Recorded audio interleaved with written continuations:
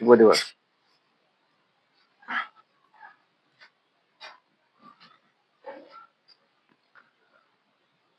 आज आपण डोळ्यांच्या समस्या आणि त्यावरील उपाय याविषयी माहिती घेत आहोत. तेव्हा कोणीही व्हिडिओ पाहत असताना स्किप करू नये. व्हिडिओ शेवटपर्यंत पहा. शेवटी तुम्हाला उपाय सांगणार आहे, तो आपण माहिती करून घ्या. मित्रांनो, आपले डोळे कचकच करत असतील, आपले डोळे कचकच करत असतील, तसेच गुदगुद करत असतील, अर्थात खास सुटत असेल, डोळ्याच्या आतील भागात खास सुटत असेल, डोळे जळजळ करत असतील, डोळे येणे, डोळे लाल होणे, डोळ्याची खाज,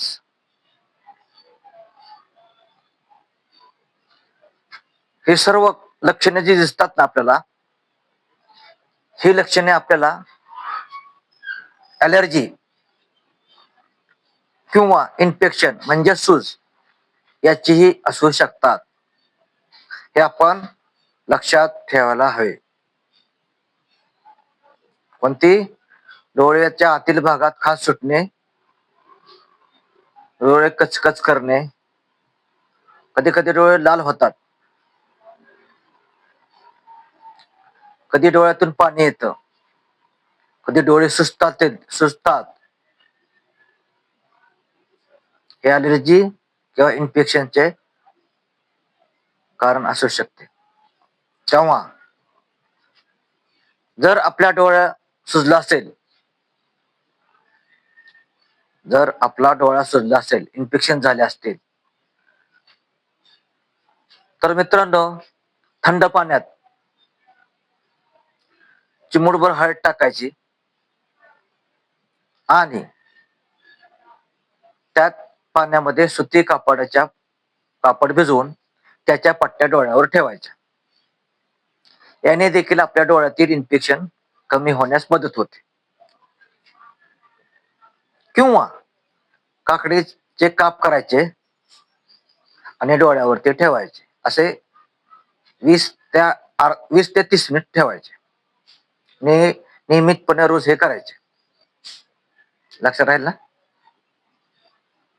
बघा, प्रयोग करून बघा. कधी कधी काय होतं बघा, आपला डोळा कोरडा पडतो. कधी कधी आपला डोळा कोरडा पडता. मग डोळे पडल्यानंतर काय करायचं बघा, ते डोळे कोरडे का पडतात? कारण डोळ्यातील वंगण, अश्रू, पाणी हेचे प्रमाण कमी झाले असते. त्याच्यासाठी तुम्ही डॉक्टरच्या सल्ल्याने मेडिकलमध्ये जे ड्रॉप असतात, आर्टिफिशियल टीयर्स नावाचे, ते डॉक्टरांच्या सल्ल्याने तुम्ही मेडिकलमध्ये आणू शकता आणि 2-2 थेंब 3 वेळा दिवसातून सोडायला काहीही हरकत नाही. डॉक्टरांचा सल्ला घ्या. डोळे येत आला समजा, येतात बघा, कुणाकुणाचे डोळे येतात, लाल बुंद होतात. ह्यावेळी आपण काय करायचं पाहिजे? असंच करायचं. थंड पाणी घ्यायचं, त्याच्यात सुती कापड भिजवायचं आणि त्या कापडाच्या थंड पाण्यात ते कापड आपल्या डोळ्यांवरती ठेवायचे. बघाय करून तुम्हाला नक्कीच फरक पडेल. डोळ्याचे जळजळ असू द्या किंवा डोळे आलेले असतील, हा प्रयोग करायला काहीही हरकत नाही.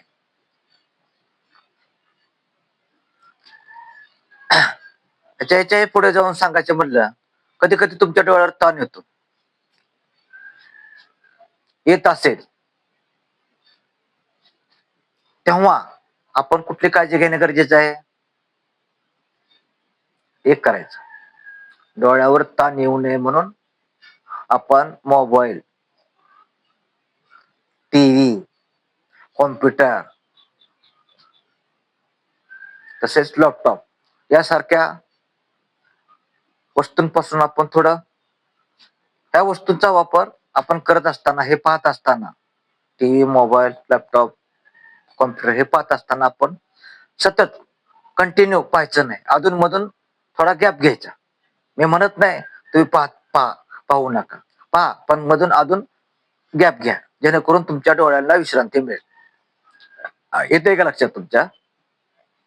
तुम्ही जर कंटिन्यू पाहिला ना, तुमच्या डोळ्यावर नक्कीच ताण येणार आहे. वाचन करत असताना, लहान अक्षर वाचन करत असताना मधून कुठंतरी थोडा गॅप घेतला पाहिजे. सतत जर वाचन केले तुम्ही, तर तरी देखील तुमच्या डोळ्यावर ताण येतो. डोळ्यावर ताण येईल असं कुठलीही गोष्ट करू नका. तेव्हा डोळ्यावर ताण न येण्यासाठी काळजी घ्या. त्याच्यानंतर उन्हाळ्यामध्ये आपण डोळ्यांची काळजी घेणं गरजेचं आहे. ते काळजी कशी घ्यायची? तर तुम्ही गॉगल लावू शकता किंवा सनग्लासचा वापर करू शकता. कारण उन्हाळ्यामध्ये सुद्धा डोळ्यांचे त्रास होत असतात. हे फक्त हिवाळ्यापुरतच मर्यादित नाही, हे लक्षात ठेवा. हे हिवाळ्यापुरतच मर्यादित नाही. तसेच धूळ, धूर, रासायनिक केमिकल रसायने यांच्यापासून दूर राहा. धूळ आणि रसायने यांच्यापासून दूर राहा. याने देखील तुमच्या डोळ्यांना त्रास होण्याची दाट शक्यता असते. हे लक्षात घेतले पाहिजे. कधी कधी काय होतं बघा, डोळे फडफड करतात.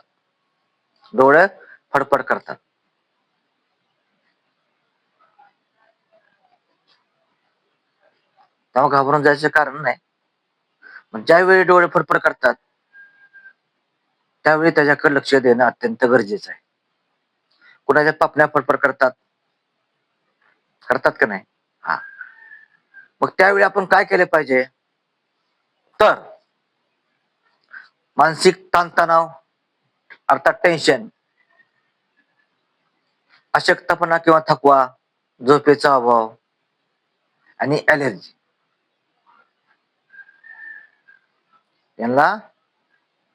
यांच्यापासून आपण सावध राहिले पाहिजे. ते कसं काय? मानसिक ताण आपण घेतला नाही पाहिजे. मानसिक ताण येऊ नये म्हणून त्याची काळजी घेतली पाहिजे. मग तुम्ही काय करा म्हणजे काय? पॉझिटिव्ह विचार करा. थंड पाण्याने डोळे स्वच्छ धुवा. थंड पाण्याच्या पट्ट्या डोळ्यावर ठेवा.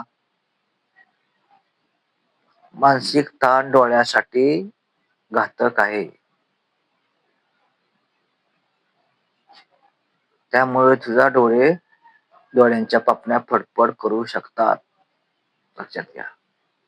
कारण मानसिक ताणामुळे आपल्या शरीरातील वात वाढत जातो. त्याच हे मुख्य कारण आहे. मागील भागात तुम्हाला मी सांगितलंय वात का वाढतो. अतिशय प्रमाणात शरीरातील उष्णता वाढली प्रचंड प्रमाणात, तर त्या उष्णतेचे रूपांतर वातात होते, मी आधीच सांगितलेलं आहे. तेव्हा मानसिक ताण घेऊ नका. पुरेशी झोप घेणे अत्यंत गरजेचं आहे. डोळे फडफड करत असतील ना, तर समजून जा आपली झोप कुठेतरी पूर्ण होत नाही. काही व्यक्तींना ॲलर्जी असते बघा. कुणाला धुराची असते, कुणाला धुळीची असते, कुणाला वासाची असते. असे हे प्रत्येक व्यक्तीला काही ना काही वस्तूची ॲलर्जी असते. ॲलर्जी टेस्ट केल्यानंतर समजते की आपल्याला कशाची ॲलर्जी आहे. मग समजा तुम्हाला जर ॲलर्जी असेल, तर तुम्ही ॲलर्जी टेस्ट करून घ्यायला काहीही हरकत नाही. त्याची निदान होतं की तुम्हाला नेमकी कशाची ॲलर्जी आहे. तेव्हा तुम्ही काय करू शकता? त्याची काळजी घेऊ शकता. पण ते कधी कशाची ॲलर्जी हे समजलं जातं. पुरेशी झोप तर घेणं गरजेचं आहे. पुरेशी झोप घेतली नाही साहजिकच अपचन होऊन पचनक्रिया मंदावते. साहजिकच पुन्हा काय होतं, चयापचयाचं कार्य होतच नाही.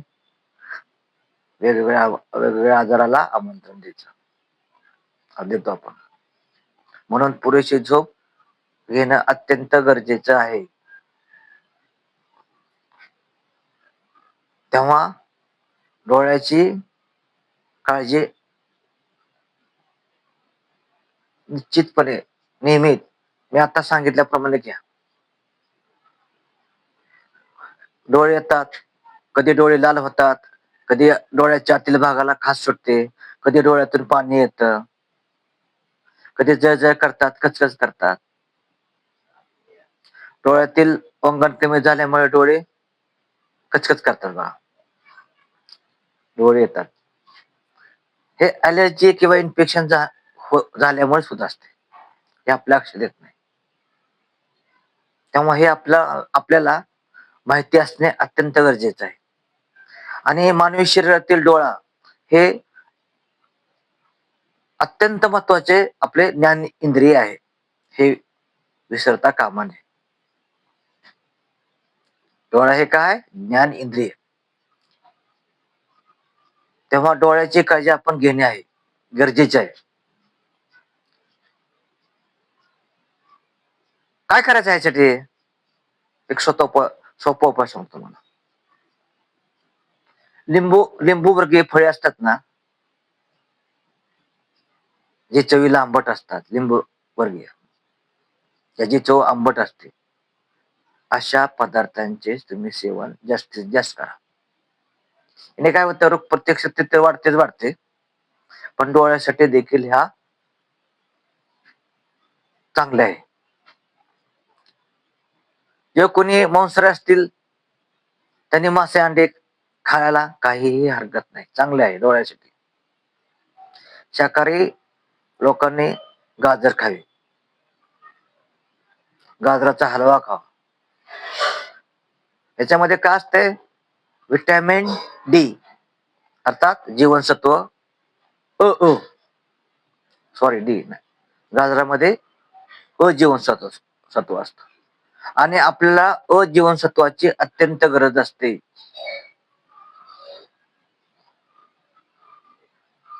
तेव्हा आपल्या शरीरामध्ये जीवनसत्व आहारातून म्हणा किंवा सप्लिमेंटरी मधून म्हणा शरीरात जाणं अत्यंत गरजेचं आहे.